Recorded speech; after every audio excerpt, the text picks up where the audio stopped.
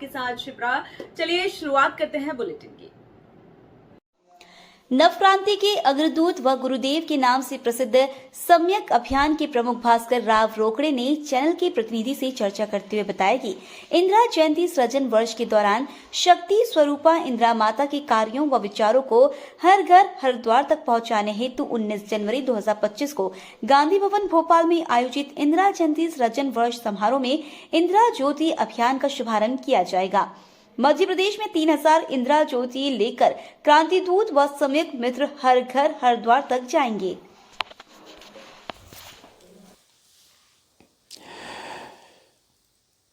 सम्यक अभियान श्रीमती इंदिरा गांधी के कार्यों एवं विचारों को हर घर हर द्वार तक पहुंचाने हेतु संकल्पित है और इसी उद्देश्य से इंदिरा जी की 107वीं जयंती के अवसर पर ग्वालियर में संकल्प दिवस समारोह आयोजित किया गया था। उस दिन उपस्थित जन समुदाय ने मन मंदिर में श्रीमती इंदिरा गांधी की प्राण प्रतिष्ठा करते हुए यह संकल्प लिया कि आगामी 4 वर्ष तक इंदिरा जी के कार्यों एवं विचारों को हर घर हर द्वार तक पहुंचाने हेतु व्यापक अभियान चलाएंगे। तो इस अभियान के तहत इंदिरा जी की 108वीं जयंती को इंदिरा जयंती सृजन वर्ष के रूप में मनाया जाएगा। ये 20 नवंबर से लेकर 20 नवंबर 2024 से 19 नवंबर 2025 तक का होगा। इस सृजन वर्ष के दौरान 108 कार्यक्रम मध्य प्रदेश में आयोजित किए जाएंगे। इस वर्ष के दौरान ही इंदिरा ज्योति बनाई जा रही है। इंदिरा ज्योति 3 बाई 3 फीट की चौड़ाई लंबाई में बनाते हुए ऊंचाई भी 3 फीट के लगभग रखते हुए उसमें दोनों ओर इंदिरा जी की फोटो लगी होगी।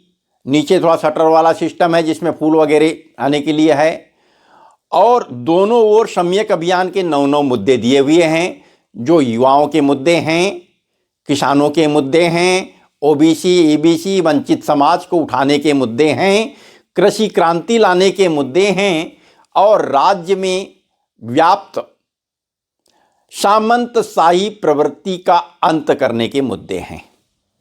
तो ये जो ज्योति है इंदिरा ज्योति, इसमें 4 भाग हो गया। इसके ऊपर में एक ज्योति होगी, दीपक होगा, वो दीपक जलता रहेगा, चारों ओर से बंद रहेगा, पानी वानी से बचाया जा सके। नीचे 4 चक्के लगे होंगे और इसको 10 गांव या 20 गांव के बीच में यानी अर्थात एक विधानसभा क्षेत्र में कुल 10 ज्योति दी जाएगी। 10 टीम बनेगी, हर घर हर द्वार तक जाएंगे। जो भी इंदिरा जी को शक्ति स्वरूपा के रूप में मानते हैं, समता, समानता, सम्यक विकास, देश का सम्मान और देशवासियों के स्वाभिमान के हेतु श्रीमती इंदिरा गांधी ने जो भी कार्य किए हैं वे उनके तक रखे जाएंगे, उनसे बताए जाएंगे और वे श्रद्धा के साथ, आस्था के साथ, कुछ कर दिखाने के जज्बे के साथ इंदिरा जी का सम्मान करेंगे। इस भाव के साथ कि इंदिरा जी आज आप हमारे बीच मौजूद हैं, हम ये मान रहे हैं, मार्गदर्शक बन करके हैं और आपके मार्गदर्शन में ही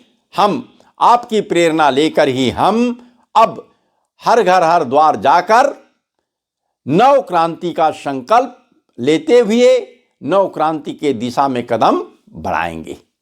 तो अब ये 19 नवंबर 2024 के बाद हमारा कार्यक्रम निरंतर जारी है, क्योंकि 108 कार्यक्रम करने हैं, 2 महीने का समय लगभग बीत जाएगा। तो 19 जनवरी 2025 को भोपाल के गांधी भवन में एक समारोह आयोजित किया जाएगा, इंदिरा जयंती सृजन वर्ष समारोह। इस दिन विशेष कार्यक्रम होगा, युवाओं पर ही केंद्रित होगा। इसमें युवक कांग्रेस के राष्ट्रीय अध्यक्ष भी आमंत्रित किए गए हैं और देश के कई प्रबुद्ध गणमान्य अतिथियों को आमंत्रित किया जा रहा है। इस दिन इंदिरा ज्योति का लोकार्पण किया जाएगा। इंदिरा ज्योति अभियान का विधिवत शुभारंभ किया जाएगा। इसके बाद प्रत्येक विधानसभा क्षेत्र के लिए इंदिरा ज्योति अभियान के समन्वयक नियुक्त किए जाएंगे। उनके समन्वय में इंदिरा ज्योति का कहीं महीने भर का, कहीं 2 महीने का, कहीं 3 महीने का अभियान चलाया जाएगा। हम चाहते हैं कि बरसात के पहले ही अभियान चल जाए। और उसके बाद में प्रत्येक गांव में 9 क्रांति दूत बनाए जाएंगे। ये क्रांति दूत की उम्र अधिकतम 30 साल होगी और पढ़े लिखे होना चाहिए। वैसा हमारी योग्यता है कि कम से कम 10वीं पास हो और उसके अधिकतम कोई सीमा नहीं है। और क्रांति दूत 30 साल तक के हों और 5 सम्यक मित्र बनाए जाएंगे, उसमें कोई उम्र का बंधन नहीं है। इस प्रकार ये 10 लोग मिलकर के उस गांव में हमारा सम्यक अभियान आगे बढ़ाएंगे। इंदिरा जी के कार्य एवं विचारों को जन जन तक पहुंचाएंगे। उस पर निरंतर चर्चा का क्रम चलेगा। यह देखने में आ रहा है कुछ दिनों से कि सम्माननीय नरेंद्र मोदी जी लगातार 2 कार्यकाल पूरा करने के बाद तीसरे कार्यकाल की ओर बढ़ रहे हैं, चल रहे हैं। पहले कार्यकाल में उनको ऐसा लगा कि मैं अब संविधान की आरएसएस ने शुरू से ही इस संविधान को गलत निरूपित किया था, इसमें कुछ भी भारतीय नहीं है ये बताया। फिर हिंदू कोड बिल अंबेडकर जी ने लाया तो उसका उन्होंने विरोध किया। नारी को समानता देने के बिल्कुल सख्त खिलाफ थे। नारी को पिता के संपत्ति का अधिकार देने के भी खिलाफ थे। नारी को बहुपत्नी प्रथा से, प्रताड़ना से मुक्त करने के भी खिलाफ थे और इन लोगों ने लगातार खिलाफत की थी। उसके बावजूद इनको लगता है कि संविधान की मान्यता तो है, महात्मा गांधी की मान्यता तो है, भले ही आरएसएस के गोडसे ने मार दिया, भले ही यही हमारे मध्य प्रदेश के ग्वालियर में हिंदू महासभा ने मंदिर बनाकर गोडसे की आरती पूजा करना शुरू कर दिया, भोपाल की सांसद ने भी गोडसे को भगवान बता दी थी, इनके कई लोग गोडसे को भगवान भी बताते रहे।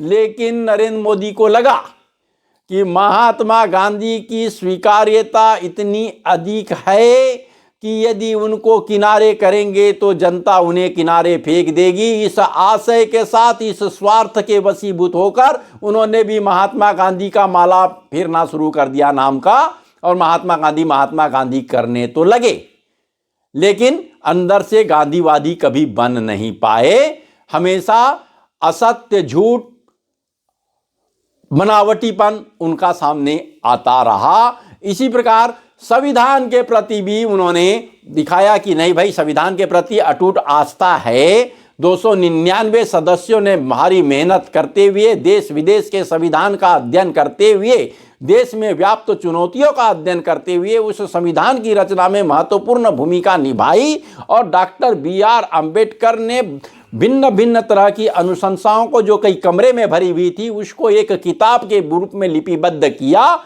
जिसके कारण उन्हें संविधान निर्माता कहा जाता है। तो हम इसको नकार नहीं सकते। संविधान की मान्यता बहुत अधिक है, अंबेडकर जी की मान्यता बहुत है। इसलिए उन्होंने संविधान सभा द्वारा 26 नवंबर 1949 को जो पारित किया गया था कि भाई कि हम इस संविधान को मान्यता देते हैं, जिस दिन उन्होंने मान्यता दिया उसको लिए उन्होंने संविधान दिवस घोषित कर दिया। पहले साल जब प्रधानमंत्री बने तो उनने उसको संविधान दिवस घोषित करके बताया, तो लगा कि इनकी संविधान के प्रति आस्था है। लेकिन धीरे धीरे धीरे दबाव बढ़ा, इस संविधान को अमान्य करो, चाहे सुदर्शन जी हो, चाहे गुरु गोलवलकर जी हो, चाहे पहले बीजो संघ के पदाधिकारी रहे हो, सबने किसी ना किसी रूप में इस संविधान को गलत निरूपित करने का प्रयास किया। इसको नकारा नहीं जा सकता। और अब इन पे दबाव आया तो इन्होंने इस लोकसभा चुनाव के पहले ही संविधान को बदलने की बात कर दिया था और उसमें सफल नहीं होते दिखे। तो इन्होंने इंदिरा गांधी द्वारा 25 जून 1975 को जो आपातकाल लागू किया गया था, जो कि देश में विघटनकारी तत्वों को रोकने के लिए अनिवार्य था, संविधान के दायरे में रहते हुए लगाया गया था, तो उसको उन्होंने संविधान की हत्या घोषित कर दिया और संविधान हत्या दिवस मनाना शुरू कर दिया। संविधान हत्या दिवस मनाना इसलिए शुरू कर दिया कि इधर इंदिरा गांधी को तानाशाही घोषित कर देंगे, उधर अंबेडकर का नाम खत्म हो जाएगा। क्या अंबेडकर की रचना ही खत्म, संविधान ही खत्म, मर गया है, तो अब नया संविधान बनाना पड़ेगा। ये चालबाजी चली थी दोनों ओर की। तो उधर इंदिरा जी का कोई बोल नहीं पाया ज़्यादा, इंदिरा जी को तानाशाह घोषित कर रहे हैं। कई लोग डरे, भैया ये इंदिरा जी को तानाशाह घोषित करते हैं, आपातकाल का मामला। कई लोग जानकार नहीं थे इसलिए चुप रह गए। लेकिन हमने देश के भिन्न भिन्न राज्यों में जाकर के संविधान हत्या दिवस इनने जो घोषित किया उसको गलत निरूपित किया। तो कुछ हद तक इनमें थोड़ी बहुत मची कि ये कैसा हो रहा है भाई, सोच में पड़े जरूर थे। लेकिन इसी बीच में उनकी एक नई सोच आ गई और हमारे सम्माननीय अमित शाह जी कब तक दबा के रखते अपने मन में बात को, उनसे रहा नहीं गया और उन्होंने संसद में ही बोल दिया, अंबेडकर अंबेडकर अंबेडकर का नाम जितने बार लेते हो, इतने बार अगर भगवान का नाम लेते तो भवसागर पार हो जाते। आदि आशय उनका यही है, शब्द चाहे जिस रूप में बोले हो। तो मतलब उनको लगा अंबेडकर का भी नाम ये गलत ले रहे हैं, इंदिरा गांधी का भी नाम गलत ले रहे हैं। फिर अभी कुछ ही दिन पहले नरेंद्र मोदी जी ने बोल दिया कि भाई देश की 12 राज्य इकाइयों ने सरदार वल्लभ भाई पटेल को प्रधानमंत्री बनाने के लिए मत दिया था, उसको नकार कर जवाहरलाल नेहरू प्रधानमंत्री बन गए। बिल्कुल गलत बात, बिल्कुल बकवास बात। इतनी पढ़ने की फुर्सत नरेंद्र मोदी को नहीं है और इतने अध्ययनशील नरेंद्र मोदी है ही नहीं, कहीं कोई रिकॉर्ड में नहीं है। उन्होंने राष्ट्रीय अध्यक्ष कांग्रेस का बनाने के लिए प्रस्ताव दिया था, प्रधानमंत्री बनने के लिए नहीं।